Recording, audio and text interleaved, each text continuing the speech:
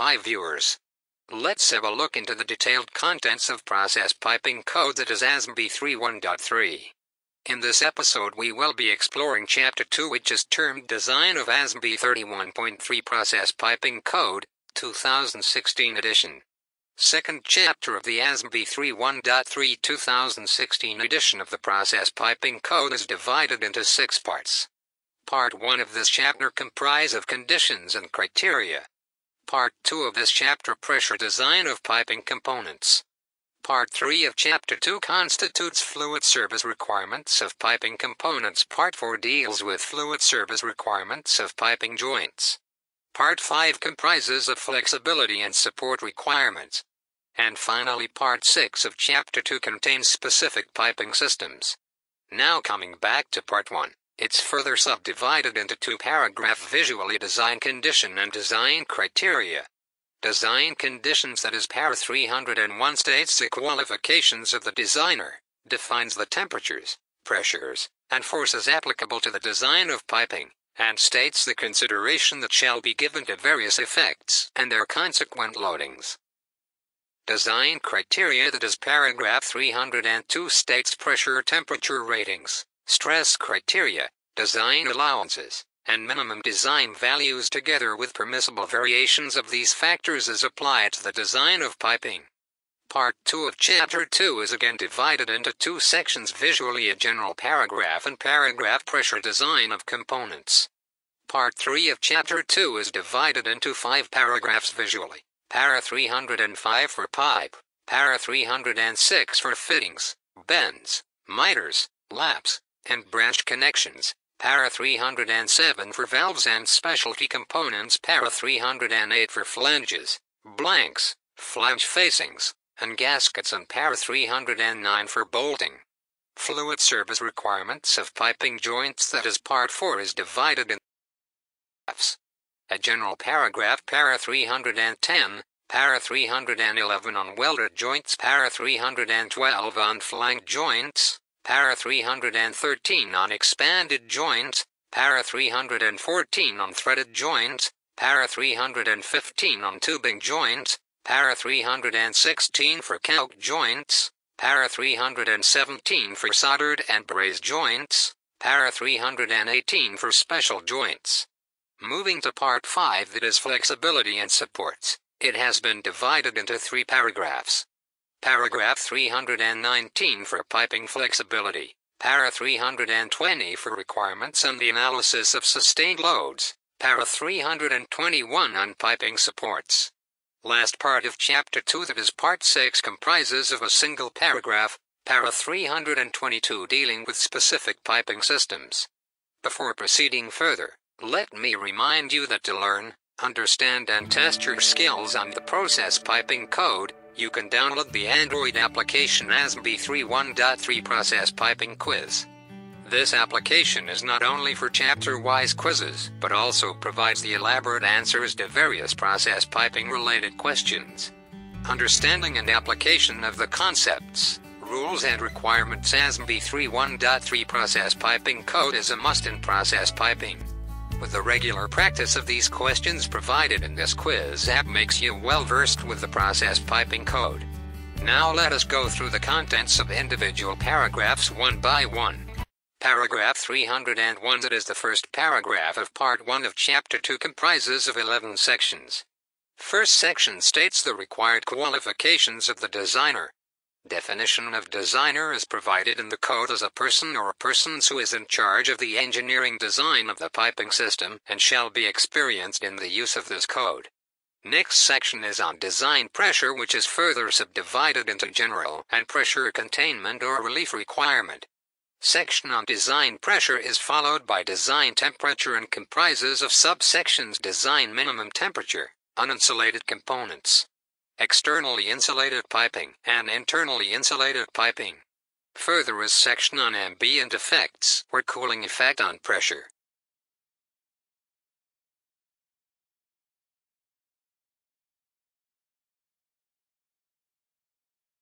Fluid expansion effects.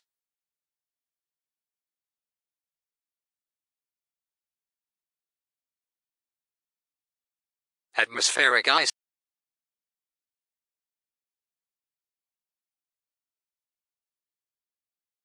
and low ambient temperature are dealt.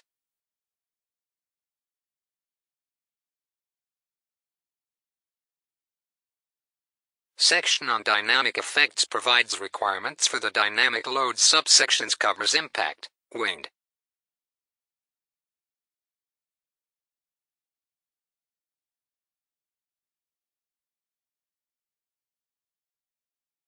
earthquake, vibration and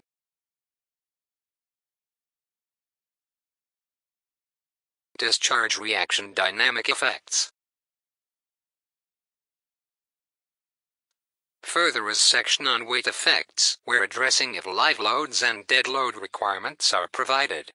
This section is followed by thermal expansion and contraction loads, and it provides loading requirements for thermal loads due to restraints, loads due to temperature gradients, and loads due to difference in expansion characteristics.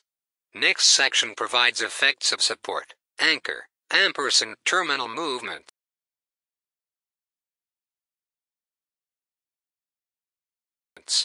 Next section provides requirements on reduced ductility effects. Requirements for addressing fatigue due to pressure cycling, thermal cycling, and other cyclic loadings is presented in 301.10. Last section under design conditions, that is section 301.11, provides air condensation effects. Paragraph 302 design criteria is divided into 4 sections.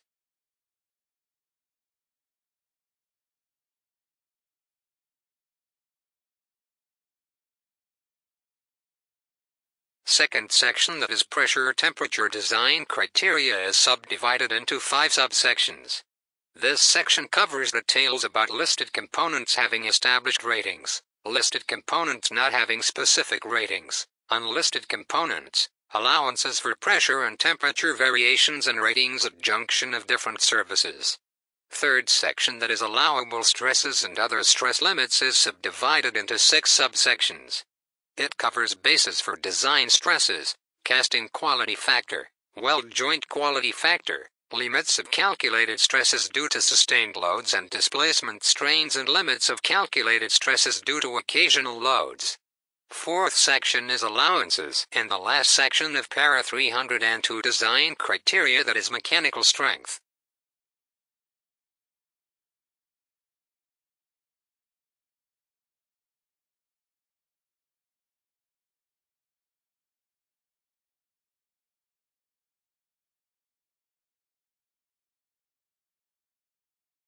Paragraph 304, which is pressure design of components, comprises of 7 sections.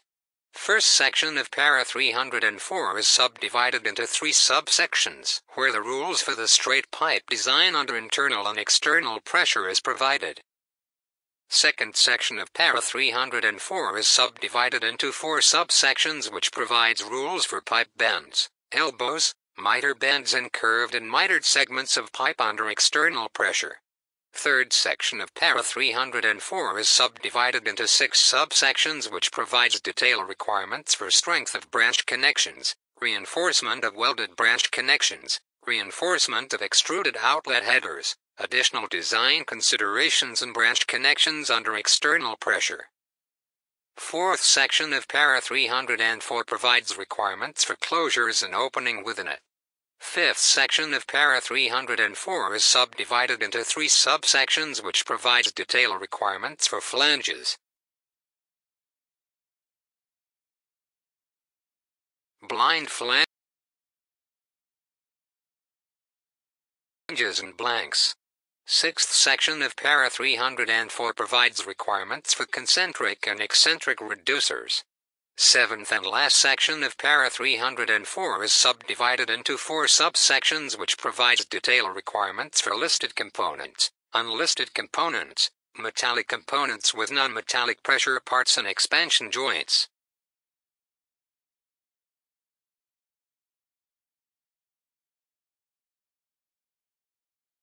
Para 305 pipe comprises of 2 sections, visually general and specific requirements.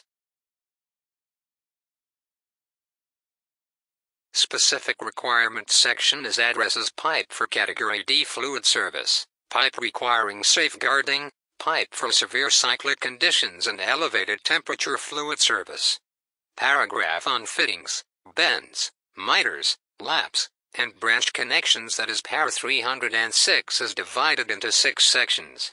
First section comprises of pipe fittings and is subdivided into listed fittings, unlisted fittings, specific fittings, and fittings for severe cyclic conditions. Section on pipe bends presents the requirements for bends, corrugated and other bends, and provides requirements for bends for severe cyclic conditions. Similarly, section on miter bends presents the requirements for miter bends for category D fluid service and miter bends for severe cyclic conditions.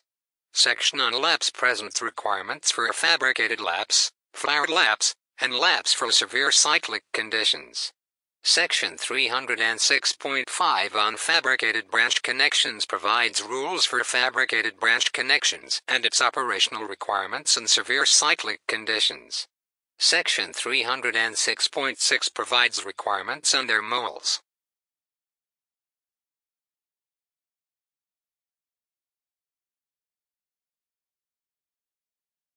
Paragraph 307. Valves and specialty components comprises of general and its specific requirements.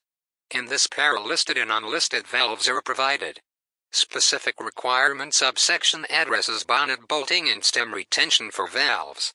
Paragraph 308, which is flanges, blanks, flange facings, and gaskets, is divided into 4 sections. After providing details for listed and unlisted components, section on specific requirements for flanges is there. This section addresses various requirements for slip-on flanges, expanded joint flanges, socket welding and threaded flanges, flanges for severe cyclic conditions, and flanges for flared metallic laps. Next is a section on flange facing. Flange facing section is followed by gasket section.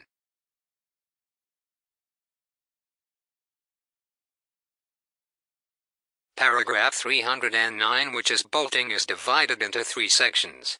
First section on bolting covers listed bolting, unlisted bolting, bolting for components, and bolting selection criteria in 4 separate subsections respectively. This general section on bolting is followed by specific bolting section, which covers requirements for low-yield strength bolting, carbon steel bolting, bolting for metallic flange combinations, and bolting for severe cyclic conditions. Further to section on boltings, there is a section on tapped holes provided in this para.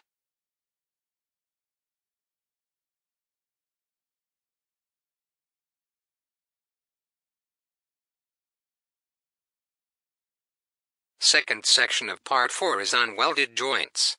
After providing necessity of welded joints in general, second section presents specific requirements for welded joints and is subdivided into 7 subsections. In these subsections, welds for category D fluid service, welds for severe cyclic conditions, welds for elevated temperature fluid service, backing rings and consumable inserts, socket welds, fillet welds, and seal welds are provided.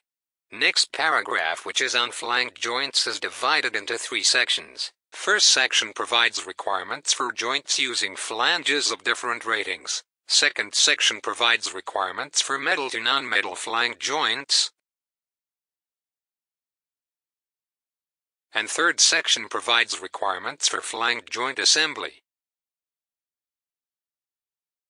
This section is followed by paragraph on expanded joints, and then proceeds to para on threaded joints. Paragraph on threaded joints comprises of general and specific requirements of normal threaded joints, taper threaded joints, and straight threaded joints.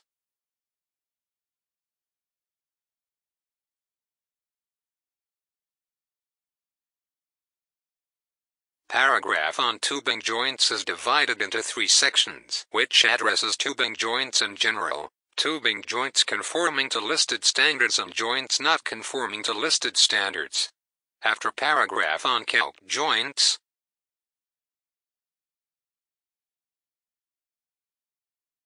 There's paragraph on soldered and brazed joints, where both soldered joints and brazed and brass welded joints are addressed in separate sections.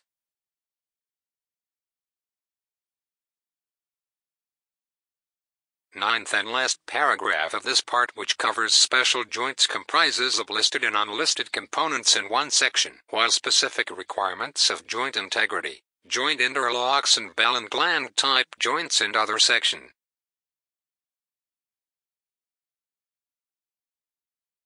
Paragraph 319, which is piping flexibility, is divided into 7 sections.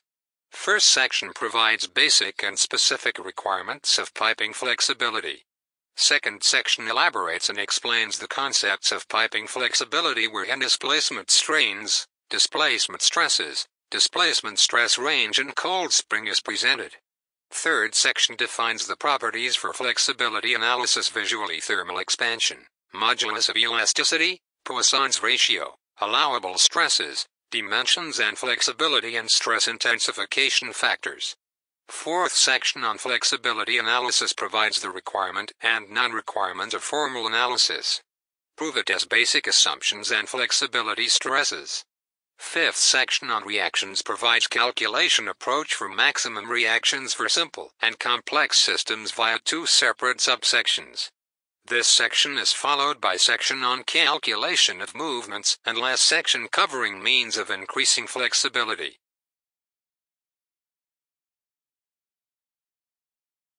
Paragraph 320, which is analysis of sustained loads, provides basic assumptions and requirements for sustained loads calculation and relations for stress due to sustained loads. Paragraph 321 on piping supports is divided into 4 sections. First section covers objectives, analysis, stresses for pipe supporting elements, materials and threads, requirements for pipe supports. Second section covers anchors and guides, inextensible supports other than anchors and guides, resilient supports, counterweight supports and hydraulic supports. Third chapter presents integral and non-integral support attachments. Fourth section in piping supports is for structural connections. Paragraph 322 within Part 6 of Chapter 2 provides instrument piping definitions and requirements in one of its sections.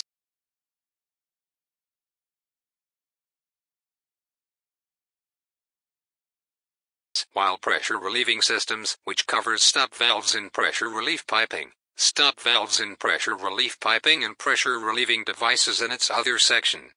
With this concludes Chapter 2 of ASME B31.3 Process Piping, 2016 edition.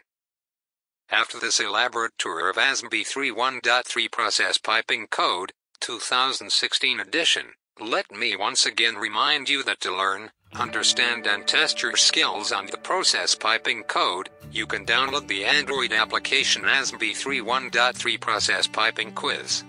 This application is not only for chapter-wise quizzes, but also provides the elaborate answers to various process piping-related questions. Understanding and application of the concepts, rules and requirements ASME B31.3 Process Piping Code is a must in process piping. With the regular practice of these questions provided in this quiz app makes you well versed with the process piping code.